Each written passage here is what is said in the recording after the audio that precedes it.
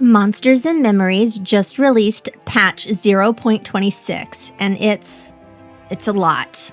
New classes, revamped combat, AI changes, a brand new dungeon, dozens of quality of life improvements, and enough bug fixes to make your mouse wheel tired from scrolling. But not every patch note deserves the same amount of attention. So I dug through everything and I picked out the 7 changes I think players will actually notice the moment they log in. Number 1, Beastmaster. The developers are actively trying to make the Beastmaster feel like you and your companion are fighting as one single fluid, terrifying unit of destruction. It's less, "Go fetch me some loot, boy," and more, "We are an interconnected, dual-pronged meat grinder of teeth and steel." Now, full disclosure, I have personally never played a Beastmaster, not once, so I am entirely, completely the wrong person to tell you whether these are massive, fundamentally meaningful mechanical changes or just a fancy coat of paint. I cannot give you expert analysis. I can only give you my deeply enthusiastic, completely unqualified backseat driver opinions from the comfort of my own desk. But from where I'm sitting, this sounds pretty awesome. The biggest thing that jumped out to me wasn't actually a new ability. It was the way the pets were categorized. The developers specifically say they want your choice of pet to matter more than just a skin with a few stat points. To accomplish that, pets are now divided into tank, DPS, and balanced roles, with each pet family eventually bringing its own unique utility. Suddenly, choosing a bear versus a wolf isn't just about aesthetics, it becomes a tactical decision. That's a design philosophy I really like. MMOs have a habit of discovering one mathematically correct pet, and then everyone runs the same thing forever. Monsters and Memories seems to be pushing players to ask, what tool do I need for this situation, rather than what's the best pet in the game. And honestly, I think that fits the spirit of this game. Monsters and Memories has always been about preparing for an adventure. Bringing the right group, the right equipment, and now the right companion. Rather than one pet that excels at everything, you're encouraged to build a stable of companions. Level them all, which is made easier by the reduced pet experience requirements. And then swap them depending on the challenge ahead. That's a much more interesting progression loop than simply finding one best pet and never looking back.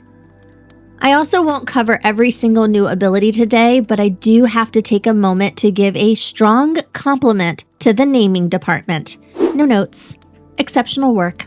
Because Beastmasters can now channel a self-heal called Lick Wounds. I deeply appreciate the developer's unwavering commitment to making me say the phrase, "Hold on guys, I need to lick my wounds," out loud on YouTube to a community of grown adults. Oh my god, I love it.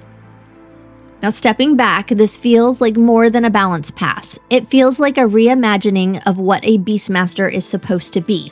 The old version borrowed heavily from the Shaman playbook. This new version stands on its own, emphasizing the partnership between you and your companion.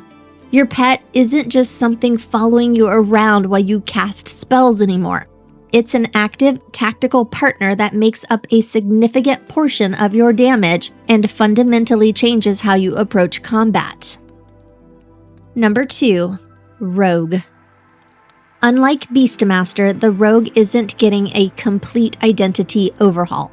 The developers actually say it's one of the classes receiving fewer fundamental changes. So if you already enjoy the Rogue, don't panic. This isn't a rebuild, it's more of a refinement.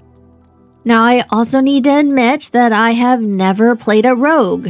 So once again, I stand before you as a woman with unearned authority and absolutely zero practical experience, boldly and confidently evaluating complex class design from the comfort of my office chair. Truly, the internet at its absolute undisputed finest.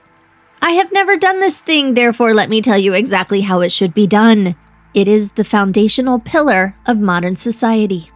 But what stood out to me is that nearly every change seemed to reinforce what a rogue is supposed to be. Stealth is becoming more reliable. Poisons are becoming a much bigger part of the class identity, and several abilities have been streamlined to remove unnecessary button presses.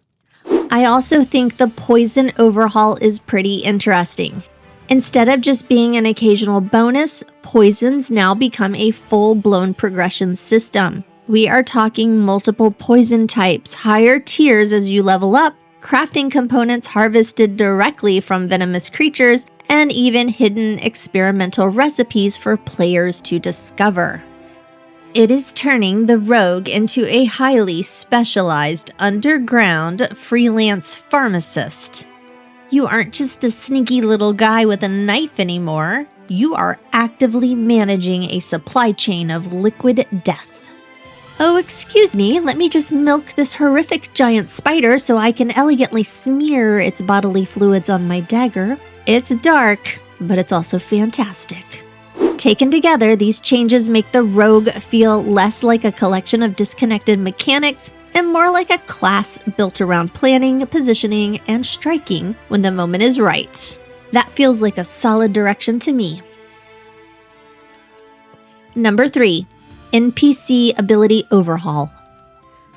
This next update affects every single player in the game. The developers have completely reworked how NPC abilities function. Enemies are getting new abilities, vastly improved range behavior, gap closers, better cooldown management, smarter casting priorities, and named boss monsters are finally beginning to receive mechanics that are completely unique to them. But what excites me most here isn't any one specific bullet point. It's what all those things collectively add up to. Combat just became less predictable. Instead of every fight following the exact same monotonous script, enemies should actually start behaving differently. Imagine that! 2 monsters of roughly the same level may now require completely different tactical approaches, and named creatures finally have the potential to become memorable because of what they do, not just because the developer slapped an extra 0 on their health bar and called it a day. That's exactly the kind of design change I love to see because it makes learning encounters far more interesting. You are no longer just memorizing damage numbers and mindlessly running your rotation. You actually have to pay attention to the enemy standing right in front of you. Combat becomes less about repetition and more about reacting to what's happening in the moment. Now, full disclosure, this is the developer's official first pass, and they have specifically said they're looking for player feedback. So I fully expect this system to continue evolving, tweaking, and probably occasionally breaking in some spectacular fashion. But if they can pull this off, I think it has the potential to make combat feel more dynamic across the entire world. Monsters and Memories may still be a sandwich game, but I suspect there will be a few more moments when that sandwich has to wait. Number 4, experience buff to offset longer time to kill. Next up is a smaller change on paper that I actually think says a lot about the developer's design philosophy. Recent patches in Monsters and Memories have generally pushed combat toward longer, more drawn-out fights. More dots! More dots! But instead of reversing course and making enemies easier to kill again, the developers looked at the situation and decided to simply increase the experience rewards you get from those NPCs. And I think that is an incredibly good decision because they are essentially saying to us, look, if we're asking you to spend more time defeating an enemy, that extra time should actually feel worthwhile. Now, whether players ultimately agree with the trade-off remains to be seen, because let's be entirely honest, MMO players love to complain about time. Some people would probably rather shorten the fights so they can plow through monsters like a caffeinated lawnmower. Others won't mind the longer, more methodical combat as long as the experience bar keeps pace along with their efforts. Personally, I don't think there's a universally correct answer here. That is one of those perpetual, agonizing balancing acts that every single MMO in human history has to wrestle with. But the important thing here, the real takeaway, is that the developers are actively acknowledging the direct, sacred relationship between time invested and reward received, rather than sticking their heads in the sand and pretending those two things are completely unrelated. Now, is Monsters and Memories suddenly going to become famous for respecting our time? Okay, come on guys, let's not get carried away. But I do think this change shows the developers are listening to player experience and trying to make those longer fights feel more rewarding. Number 5, Sunken Resort. Next up, we have a brand new dungeon with a delightfully ironic name, the Sunken Resort. Now, the reason this immediately caught my eye isn't just because it's another dungeon. It's because it's an underwater dungeon. And if you've been playing MMOs for any length of time, you know that underwater content has it has a mixed reputation. Sometimes it's immersive and memorable. More often, it's 20 minutes of absolute panic, desperately trying to figure out which way is up, while drowning in a digital puddle. But the fact that this place is explicitly called a resort opens up some beautiful possibilities, because when I hear resort, I think of spa treatments and complimentary robes. I do not think of fighting for my life while the oxygen meter slowly ticks down to 0. What kind of amenities are we talking about here? Is there a swim-up bar, a hot tub, a continental breakfast? I am genuinely curious to see how Monsters and Memories tackles this. We already know Beastmaster is getting new aquatic theme abilities like increased swimming skill and reduced air consumption, so it at least feels like the developers are thinking beyond simply dropping players into a flooded cave, handing them a snorkel, and calling it a day. I am cautiously optimistic. If they can make underwater exploration feel distinct and atmospheric without turning it into an agonizing exercise in claustrophobia, this could end up being one of the more memorable additions in this patch. Again, full disclosure, if I get down there and there isn't a fruity drink with an umbrella stabbed into a wedge of pineapple waiting for me at the bottom, I may feel inclined to file a bug report. So what about you? Are you booking a stay at the Sunken Resort, or are you keeping your vacation strictly above sea level? Number 6, Human Female Animation Overhaul.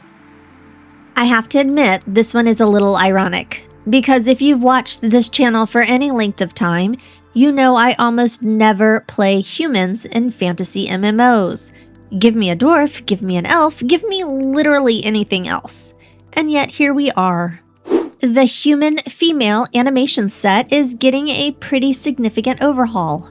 I probably wouldn't normally include animation work in a top 7 video, but this isn't just 1 or 2 little tweaks. They're introducing a brand new run animation, polishing the walk cycle, combat attacks, combat idols, jump transitions, and fixing a number of long-standing animation issues.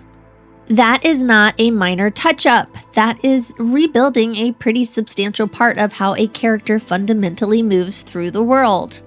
And I think that matters more than people sometimes realize. You're going to spend hundreds of hours staring at your character. If something feels just a little awkward, whether it's a run animation or the way you swing your sword, you'll end up noticing it every single session. So while this update may not excite me personally, because I will continue happily playing anything that isn't human, I do know there are plenty of players who enjoy role-playing characters that actually resemble themselves. For those players, having more natural, polished animations makes the world just a little more believable. Besides, someone has to represent humanity, because it sure isn't going to be me. Number 7, Faith and Devotion. The final change I want to talk about isn't something you'll fully experience in this patch, but I think it may end up being one of the bigger systems in the game. The developers have officially started rolling out the framework for faith and devotion. Now, before you get too excited and start building an altar in your living room, let's manage expectations. It's not finished. You cannot change deities, your boons are not implemented, and your devotion tier doesn't actually do anything. Yet.